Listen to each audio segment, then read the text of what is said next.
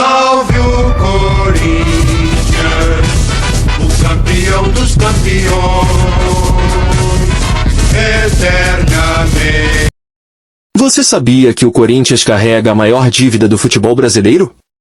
Estamos falando de mais de 2,5 bilhões de reais. Mas ele não está sozinho nessa lista. Atlético, Cruzeiro, São Paulo, Vasco e até Palmeiras também acumulam dívidas que chegam a centenas de milhões. Hoje, vamos revelar como esses gigantes se afundaram financeiramente, quem foram os responsáveis por essas crises e quais deles ainda têm chance de se recuperar. O Corinthians encerrou 2024 com uma dívida bruta de 2,5 bilhões de reais, segundo o próprio balanço financeiro do clube. Em abril de 2025, esse número já chegava a impressionantes 2,6 bilhões de reais. Para se ter uma ideia do tamanho disso, é mais do que o orçamento anual de muitas cidades brasileiras. É a maior dívida do futebol nacional, e uma das maiores do continente. Boa parte dessa herança vem das administrações de Andrés Sanches e seus sucessores, que bancaram a construção da Arena Corinthians e apostaram em contratações caras, sem equilíbrio financeiro. Mas como o Corinthians chegou a esse ponto? As dívidas não surgiram de uma hora para outra. Durante anos, o clube gastou mais do que podia, contratações caras, salários elevados e rescisões milionárias. Além disso, erros administrativos e má gestão acumularam passivos trabalhistas e fiscais. O grande divisor de águas foi a construção da Arena Corinthians, inaugurada para a Copa do Mundo de 2014.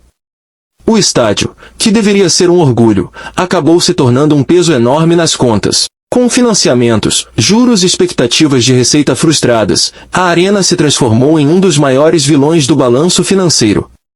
Críticos apontam que presidentes como Mário Gobi, Roberto de Andrade e até Duílio Monteiro Alves falharam em resolver ou até aumentaram esse rombo, apostando em promessas de receitas que nunca vieram. Apesar de liderar o ranking, o Corinthians não é o único gigante afundado em dívidas. O Atlético Mineiro aparece em segundo lugar, com aproximadamente 1,4 bilhão de reais em dívidas, muito por conta da construção da Arena MRV e contratações recentes feitas sob as gestões de Sérgio Coelho e o grupo dos chamados 4R. O Cruzeiro, antes da chegada de Ronaldo Fenômeno, acumulava mais de 981 milhões de reais em dívidas, resultado de anos de má administração, principalmente nas gestões de Wagner Pires de Sá e Gilvan de Pinho Tavares. O Vasco da Gama também figura na lista, com cerca de 928 milhões de reais em dívidas, herança de administrações problemáticas, como as de Eurico Miranda e Alexandre Campelo. O São Paulo soma aproximadamente 852 milhões de reais, reflexo de gestões complicadas e salários altos durante a presidência de Juvenal Juvencio, Carlos Augusto de Barros e Aidar. Na sequência, aparecem Internacional, 834 milhões de reais, Palmeiras, 825 milhões de reais, Bahia, 821 milhões de reais, Santos, 645 milhões de reais, e Fluminense, 632 milhões de reais.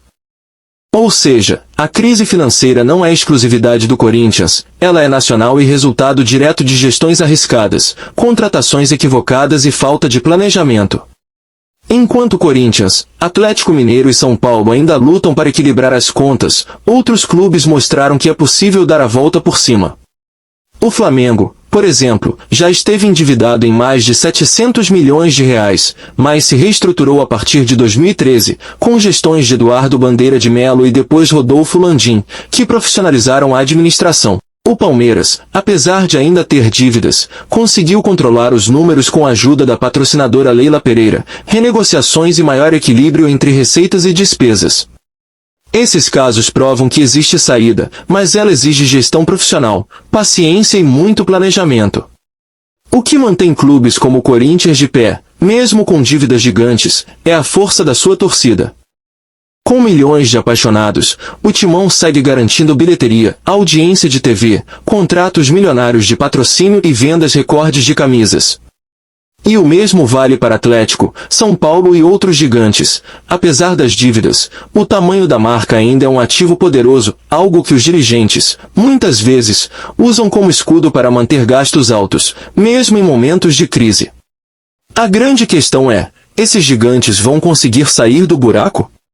O Cruzeiro e o Botafogo já encontraram um novo caminho através da privatização, com a entrada de investidores e nova gestão. Mas no caso de Corinthians, São Paulo e Atlético Mineiro, o desafio é muito maior.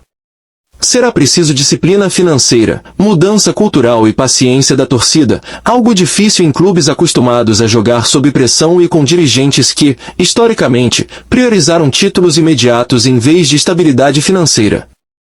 Você sabia que, mesmo devendo mais de 2,5 bilhões de reais, o Corinthians ainda aparece entre os clubes que mais faturam no Brasil?